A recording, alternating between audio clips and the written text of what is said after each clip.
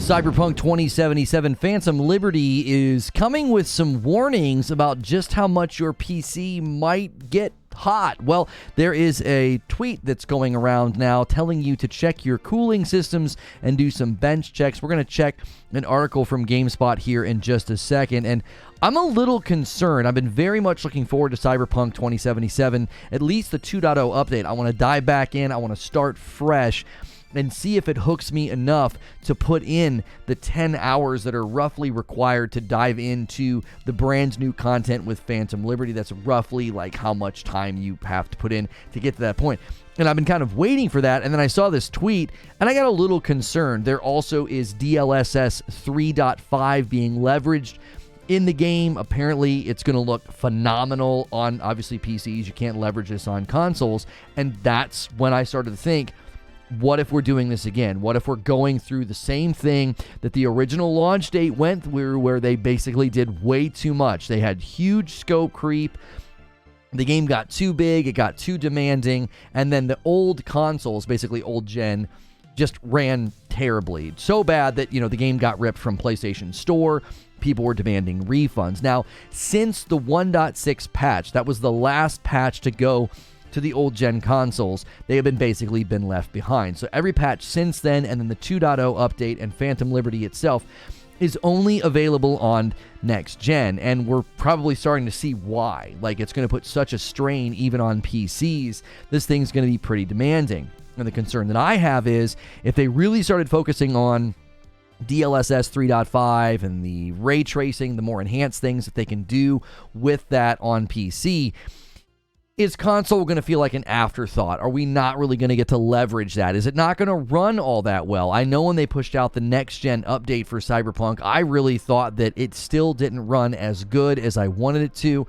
I was still getting pretty significant hitches and stutters in the big open spaces, and it just didn't look as nice as I wanted. Now, I have a 2080 Ti, so I'm tempted to buy the game on Steam. I own it on PS5. I'm tempted to buy it and try to leverage DLSS 3.5. I just researched DLSS for the Switch 2 rumors that were going around, and they squeezed a ton out of the Decima engine in Death Stranding.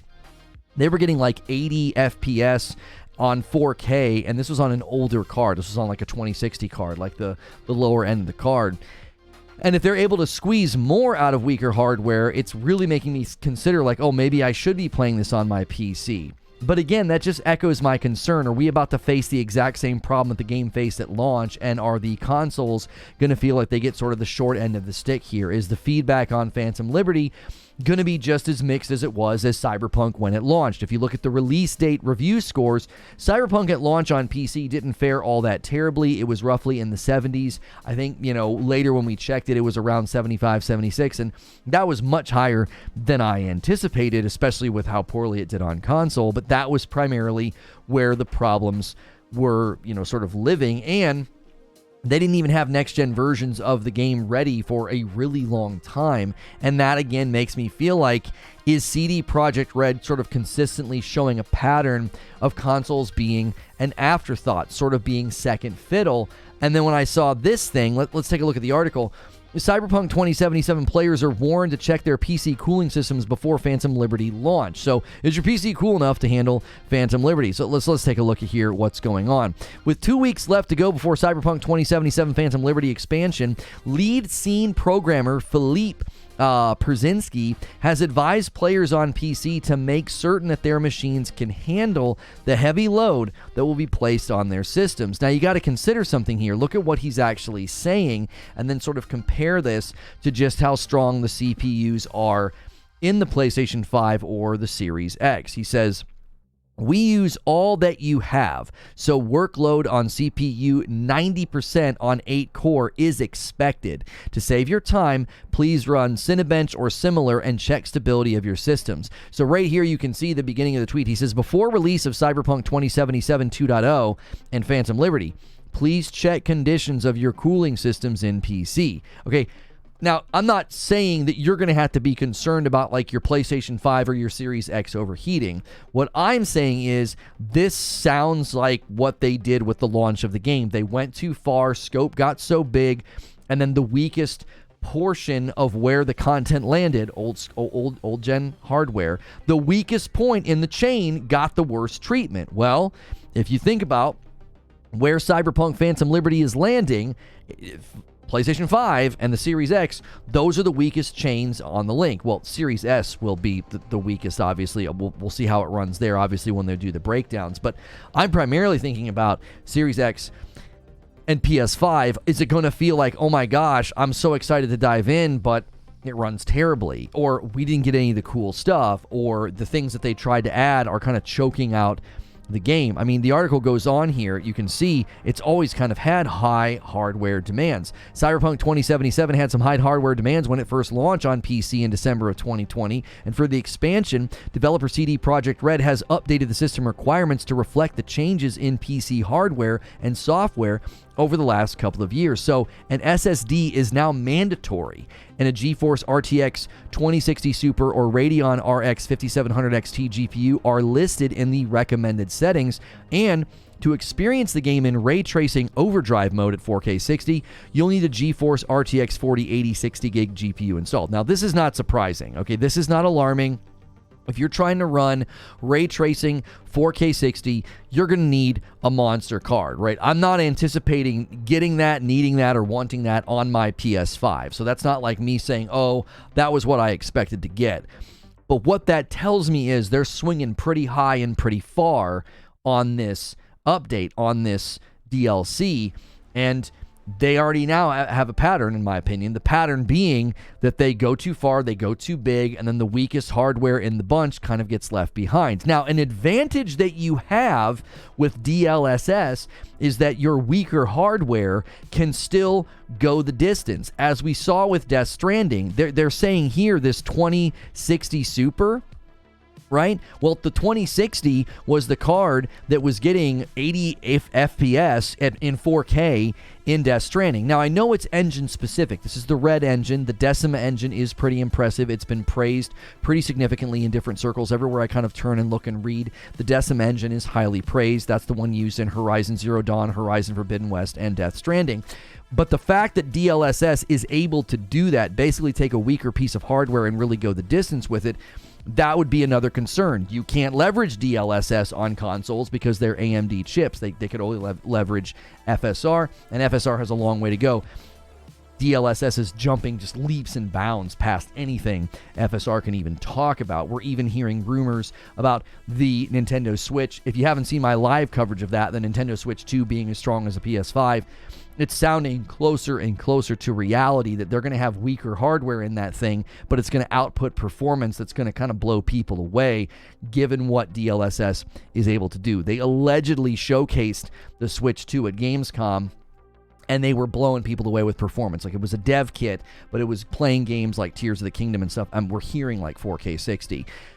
So when you're hearing that, right, you're seeing the Switch 2 stuff, you're seeing the Death Stranding stuff, you're hearing about DLSS, and you're seeing it leveraged on PC, and this guy's saying, hey, it's even in addition to how much we're going to be leaning on and leveraging DLSS, it's also going to be CPU intensive. Well, that just makes me think, okay, what's this going to look like? What's this going to play like on consoles? I have been extremely excited to jump back into Cyberpunk. It's one of those games that I've always wanted to love. I've had false starts with it many, many times. And from everything I'm reading, 2.0 may be the moment that I really dive back in, or even seeing some of the side-by-side comparisons to Starfield. And it really showcases just how far Cyberpunk has come with the NPC behavior, how they respond in the open world, all the dialogue you can have, sort of the freedom to do different things in the open spaces and have those consequences sort of met out. Those RPG elements are, I think, extremely well done in Cyberpunk compared to when the game first came out. And strangely enough, Starfield's kind of highlighting that, right? Like, even No Man's Sky is having one of its best months ever, and it's probably because of Starfield. A lot of people jumped into Starfield. They're like, well, this really doesn't have the exploration that I want. It's more of like Fallout in space, so I'm going to go play Starfield. And I think people are going to do something similar with Cyberpunk, right? Like, they're going to be this Phantom Liberty, this story-based thing, this NPC engagement, dialogue-driven thing, and that spy thriller element is going to, I think, draw people in. But the concern obviously then would be, here we go again. One more time on the merry-go-round, Cyberpunk swings too high, and then the consoles sort of get left behind. Now, they say here in the article, Phantom Liberty, which serves as the one and only paid expansion to Cyberpunk 2077, brings with it a number of big changes to Night City. Cops will be more ruthless, car combat has been added, and the game has a distinctive spy thriller atmosphere as you infiltrate a new district that's home to dangerous factions. And then they have some screenshots down here of, all the different games and things that are going out. Here's the thing about that, though, right? The 2.0 and the coming back and the starting over. I have been cheering for this game to have its comeback moment. I did a live stream recently about the 2.0 moment. I did a live stream a while ago saying, is this the No Man's Sky moment? That's kind of become a vernacular or a piece of, I guess, like a colloquialism within gaming, at least one that I have used, is that when a game can have its No Man's Sky moment, it's really turned things around. It's no longer in the context of fixing itself. It's sort of arrived. And No Man's Sky has gone far beyond like fixing itself and doing like quality of life updates and, patches and things like that. It has essentially reinvented itself. It's essentially a sequel to itself. And I think with an update called 2.0, that kind of comes to mind.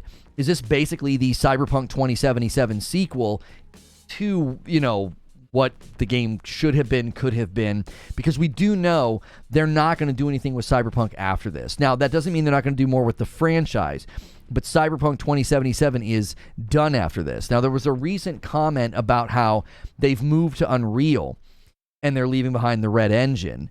But the way it was phrased, he sort of said, for the time being.